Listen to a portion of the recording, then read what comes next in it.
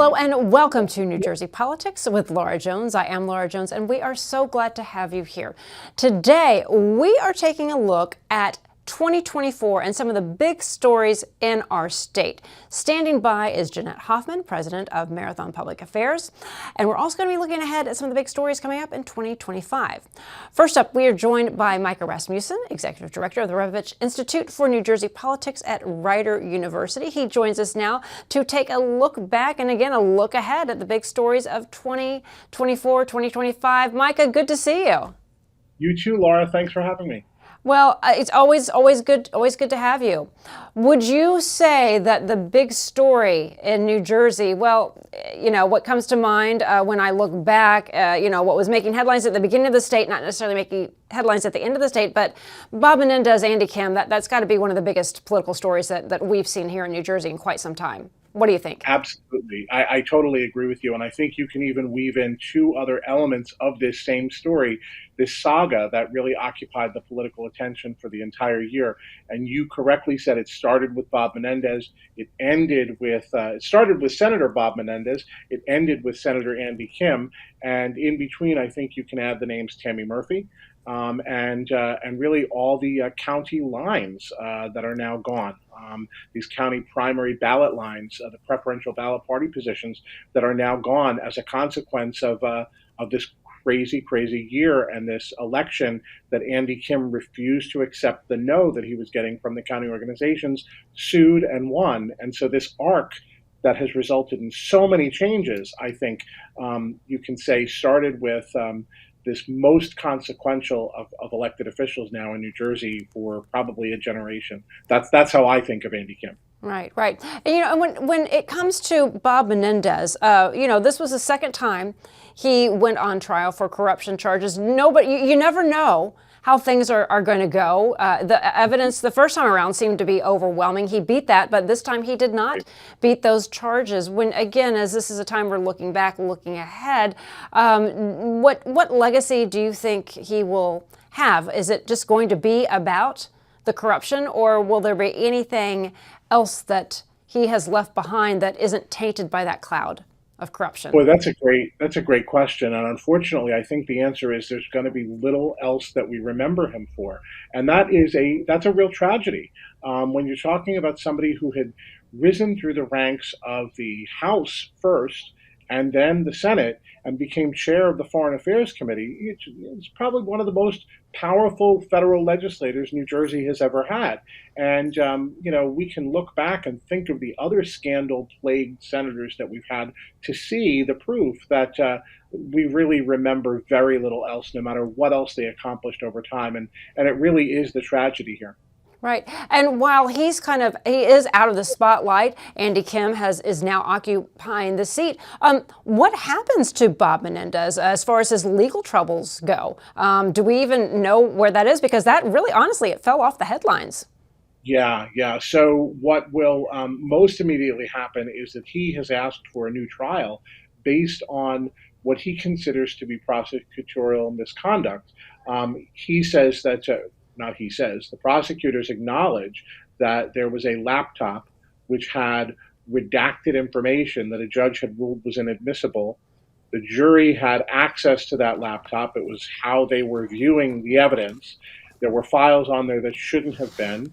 And so based on that, we don't know whether or not the jury saw them, but based on that, he is looking for a new trial. I think, and this again is a layman, not a lawyer, he's probably unlikely to get a new trial based on that. And at some point in the future, we will be looking at sentencing for him. We're also going to be looking at a trial for his wife, which could be starting as closely as January. Right now, it's scheduled. And the other things I can't help but think about when you're looking at this story isn't just about Bob Menendez, but the ripple effect that it had within the New Jersey's political community. You just talked about the county lines, but also the seats. That opened up a seat, which opened up Andy Kim's seat, which led to Herb Conway Jr., his seat. So can you talk a little bit about, you know, what we saw as a result, those unintended consequences of his trial and subsequent resignation? It's a great question. Yeah, and I think The short-lived candidacy of Tammy Murphy is one that I think was so riveting at the beginning of the year. This time last year, the county conventions where she was just steamrolling the support in those large organizations with lots of votes and lots of power within the state Democratic organization. She was getting them all without even votes of the conventions. And then what started to happen was he was winning actual votes in the actual conventions, and momentum shifted. Voters were responding to his message. Rank and file committee people were responding to his message. It was very clear that there wasn't a lot of support for her candidacy to move forward, and she got out of the race. I think it really prematurely has turned the Murphy administration, Governor Murphy, into a lame duck, which of course he is. We're entering his last year in office. He put a lot of political capital into her candidacy, and if she had won, we would be talking about a different story, but she didn't win. And so that was one of the big ripple effects. Yeah. As we talked about, another big ripple effect is the fact that Andy Kim wasn't just going to accept the no answer that he was getting from Essex County, from Passaic County, from these different organizations. His plan B, when they were not giving him the line, was to sue over the fact that this ballot position was not fair to all candidates. It was not treating all candidates the same, and government was favoring the endorsed candidates with the party organizations over the unendorsed candidates. And so he sued, and he said that's not a fair ballot position to have, and he won. And he sent this entire nomination, this candidate selection process, just this long-standing process in New Jersey. So those are just two of the ripple effects. And as you mentioned, Herb Conaway being the new congressman and now replacing him in the state legislature, that's another big ripple effect as well. Right. When leading into 2025, we have our legislative seats up, we have our governor's race up. But before we get to that, I also want to touch on two sad deaths in Congress, that of Congressman Donald Payne and Congressman Bill Pascrell Jr., relatively close to each other, which really, these processes of replacing them, special elections had to ensue. So can you talk a little bit about that? Yeah, I mean, we don't get a lot of turnover in our congressional delegation from New Jersey, at least not in a hurry, at least not the kind that we saw in 2024. As you say, Andy Kim is no longer in the House. Congressman Pascrell has passed away. Congressman Payne has passed away. And they have all been replaced with new members of Congress who are members of Congress of color, right? So Congressman Conaway is an African-American legislator. Nellie Poe, the congresswoman from Passaic County now, replacing Bill Pascrell, Hispanic woman legislator. LaMonica McIver from Essex County, also an African-American legislator who happens to be a woman. So in a very quick hurry, our delegation got a lot more diverse from New Jersey. Right. And when it came to the election, we had one seat in particular that was very competitive, and that is in the 7th congressional seat. Sue Altman challenging the incumbent Tom Kean Jr., and he was able to retain his seat. Hindsight is 2020, but that one, it could have gone either way, and Tom Kean won. So what are your thoughts on that, and the effect perhaps that Donald Trump even had with that win in New Jersey? Well, you just mentioned really, I think, maybe the third big issue, the big news story of 2024, and that was the relatively close performance of Donald Trump in New Jersey, right? In past elections, the Republican would have lost the state by 12 to 14 points. Donald Trump lost by about half of that, between 5 and 6 points overall. And so this was a much closer race than expected for president, and as a result, it was a closer race in some of the districts as well. He came pretty close to winning Josh Gottheimer's district. He really carried Tom Kean's district and allowed Tom Kean to win it by even more. That's a district that will continue to swing back and forth, really. Kean has made a go of it, but it's really our swing district that could go either way. Significantly, we talked about Passaic County, we talked about Congressman Pascrell. That's a district that Donald Trump actually won this time. Complete surprise. The city of Paterson, city of Passaic, Clifton. This was a district that nobody saw as flipping to Donald Trump, but it has had major repercussions. It's going to put a target on the back of Congresswoman Poe. She's going to be a Democrat in a Trump won district. And so this is going to be a competitive district moving forward. Yeah, and as we are moving ahead again into 2025, how do you think all this factors? We will have an open seat for governor. Phil Murphy cannot run again. We're capped at 2 terms. And so you have open primaries on the Republican and the Democratic side. Does the presidential, does what happen at the presidential level in 2024, how big of a factor is that going to be in 2025? Well, anybody will tell you who follows this stuff closely that our electorate looks very different. The people who vote look very different between a presidential year and a non-presidential year, especially with Trump. Trump has a lot of Trump-only voters who only come out when he is on the ballot. And so we know that the electorate for 2025 is not going to resemble the electorate for 2024. For one thing, turnout will be lower. Instead of 65%, we have struggled, even in the last gubernatorial election, for 40% turnout. And so that's going to be a major difference. But who comes out matters, and who comes out changes. And so Democrats will take some solace in that they don't have a Trump electorate again, and we'll see what happens. But while I think it is a valid point that the electorate is going to be different, I also think Democrats cannot take it for granted that it's going to be different. They cannot just assume it's going to be a different electorate. Remember, in 2021, Phil Murphy had that closer than expected showing versus Jack Ciattarelli. And so I don't think Democrats should just be safe in assuming that the situation is going to be better for them next year. They've got to pull out all the stops and work for it and make sure that it's going to be a different electorate if that's what they want it to be. One other question I want to ask you before we close out this segment, and it is the former Governor Jim McGreevey in 2024 came back running for mayor of Jersey City. Do you think, and you worked for him as his communications director, do you think he really truly is just interested in running for mayor of Jersey City, or do you think there could be something bigger? Could he be eyeing at another run for governor? I'll just throw that out there because we love to guess about things in New Jersey, talk about these things. Question, because we all know that Jim McGreevey has an enormous amount of talent. We know that he has extraordinary gifts. The work that he's done on prisoner reentry is just exemplary, is just a pattern for across the country, and incredible work that he's done. Honestly, I take him at his word that he wants to be the mayor. And the reason I take him at his word is not just because that's what he says, but also because that's really the job that he has always been the best at. Fundamentally, he is a guy who wants to make sure that government is competent. He wants to make sure the snow is picked up. He wants to be the tactician who is making sure that he is running a well-oiled machine. In fact, some of us remember when he became governor, people telling him, you can't be the mayor anymore. You can't be the mayor of the entire state of New Jersey anymore. And that really was his sweet spot. And so I think he's probably looking forward to getting back to that. Of course, he's got a very competitive election ahead of him to get to that spot in the first place. Well, we will be all over that, as well as the upcoming race for governor. Micah Rasmussen, the Rebovich Institute for New Jersey Politics at Rider University. Thank you for taking the time to talk to us. Always a pleasure to see you. Absolutely.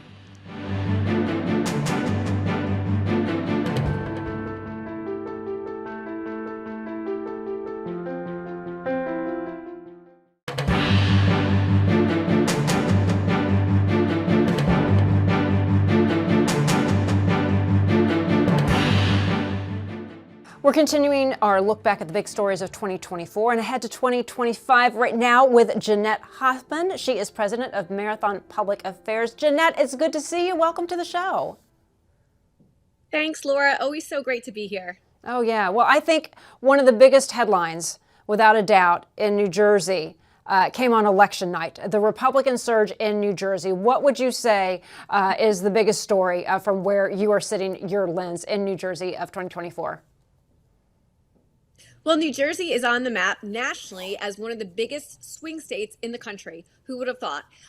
If you look at all the states in the country, New Jersey is number 2 in swinging for Donald Trump. 10 points since 2020, Donald Trump picked up in a margin of victory over his Democratic opponent. Only New York had a bigger margin of victory. Now, my Democratic friends will tell you, well, he got the same amount of votes as he did in 2020. It's just Kamala Harris, the Democratic candidate, lost about 500,000 votes. So, I mean, the point of the matter is Republicans are coming back in a very big way. Turnout was really high for Republicans. And month after month in 2024, Republicans increased the number of registered Republicans on voter rolls. In fact, in the entirety of Joe Biden's tenure, registered Republicans increased by 180,000 in New Jersey during that time. That's no small number. Now, we still have a huge gap to close between the Democrats, but we're picking up steam, we're picking up momentum, and I think that bodes very well for us going into 2025.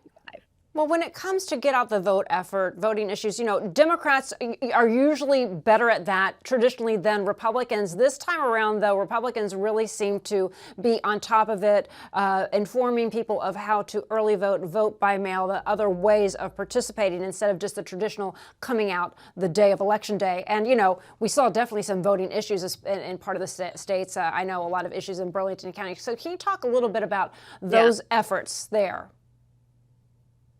Yeah, so Democrats have really perfected the vote by mail operation. And, they have really done a great job, especially in off-year elections, like in last year's legislative elections. You saw that they had a huge advantage going into Election Day, where they had just banked all these vote by mail absentee ballots. So they had a huge margin going into Election Day before people even went to the polls and voted. But, this year, what I think was exceptional was President-elect Trump had told people, go out there. Early voting is good. Vote by mail is good. And that message resonated from the top down. So you saw from Republicans huge lines in Republican dominated counties like Monmouth, Ocean, Morris, of people coming out to vote early.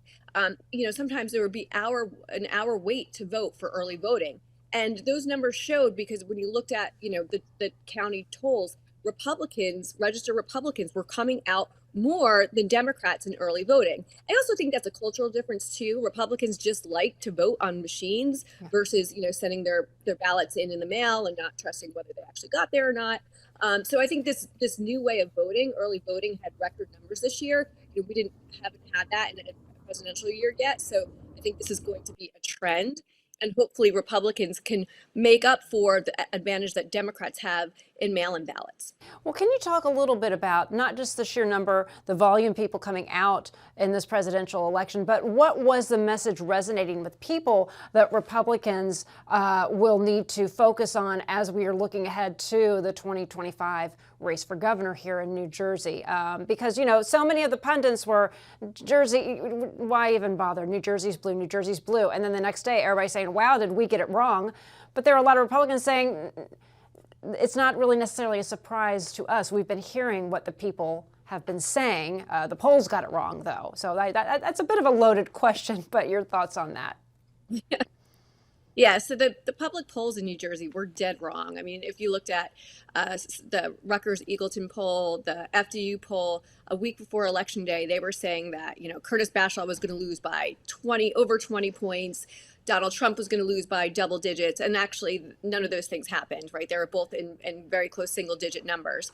And, the message was the economy. We heard from people on the ground in very diverse communities that it was the economy, groceries. You heard President Trump just recently in an interview saying very simply, the reason why I won was the price of groceries. People can't afford groceries. And as much as, President Biden would like to explain the metrics to you and the macroeconomics, people aren't feeling that when they go to the store and, the cost of groceries is 50% what it was 4 years ago.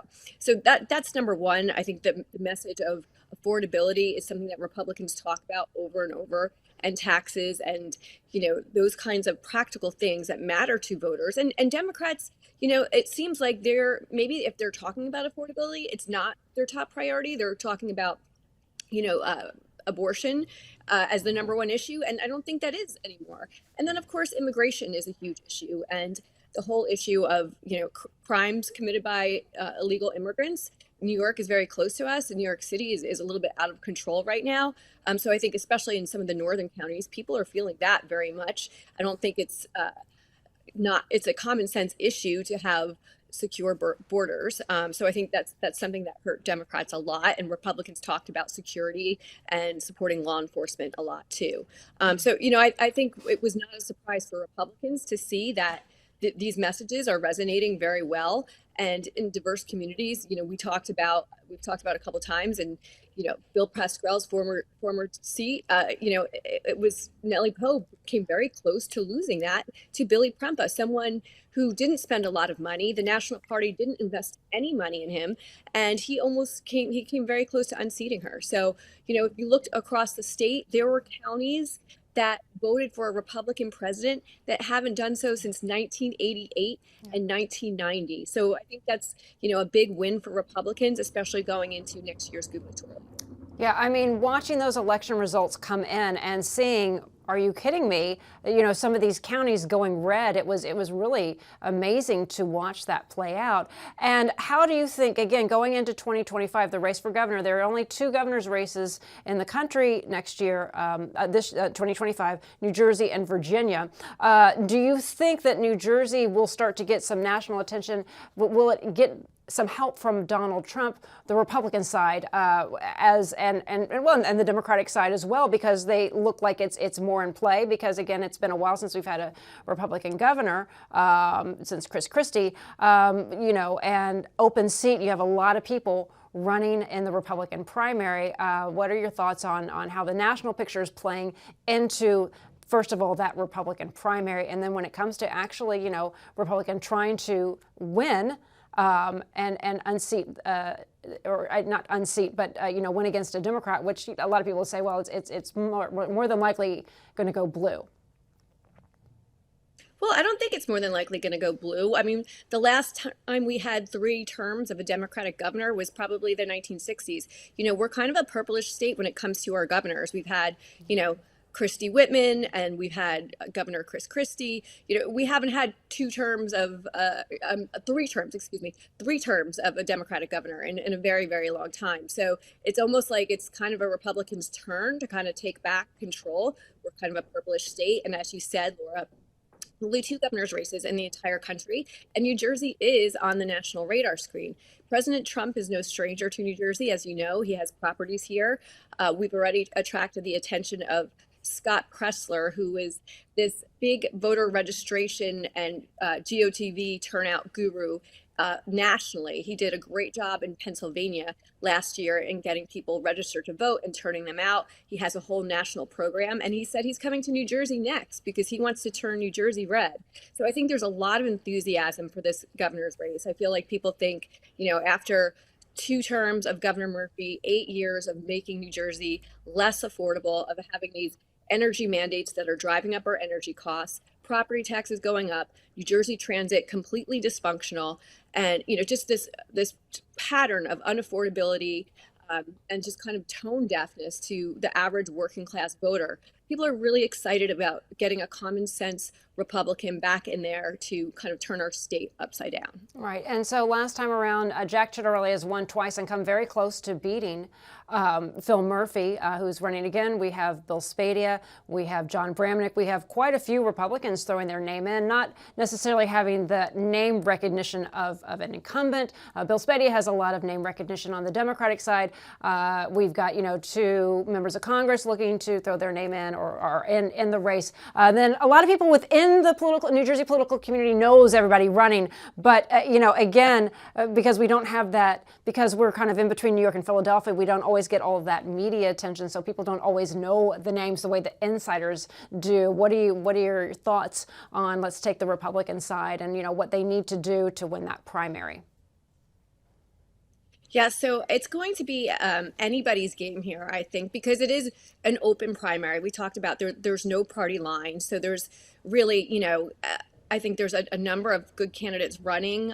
Jack Ciattarelli, who we talked about, I mean, he's been relentless on the campaign trail ever since he lost in 2021. The very next day, he declared he was running for 2025. So he's been out there. He's been out to like every single Republican event that you can imagine. He's been, talking to every single grassroots Republican voter. He has a huge organization. He has money. He has financing. But then you have Bill Spadia, who's very popular as well. He has name ID as a conservative radio host. He's more to the conservative side a little bit than Jack Ciattarelli. And especially after that Trump win, the base is very energized. And then you have John Bramnick, who's a very popular state senator, but he's kind of from the anti-Trump camp. So I'm not sure how many, never Trumpers are going to vote in a Republican primary, but it should be interesting to see, how the votes can all split up there. I think what all the candidates are going to need to do is spend, money in getting their name ID out there to voters and, making their case on TV and radio and digital ads. And I think it's almost anybody's game right now. And there's some other smaller candidates like Mike Crispy. He's an America First MAGA candidate. He's the only MAGA candidate in the race. We'll see if he actually stays in. He's running a trial balloon right now, and former state senator Ed Durr. But again, this is a very wide open primary. Everyone's competing for endorsements of major party leaders, major elected officials, and I think money and organization are going to play a very big role in who wins the primary. Right. And then we've got the entire legislature, but we're going to have to leave that part of the conversation for another time because we've run out of time here. Jeanette Hoffman, Marathon Public Affairs, thank you so much for taking the time to talk to us. Thank you so much for having me on, Laura. It's been great to be here. Oh, always a pleasure. Always a pleasure. And we thank you for watching New Jersey Politics with Laura Jones. We look forward to seeing you back here next time.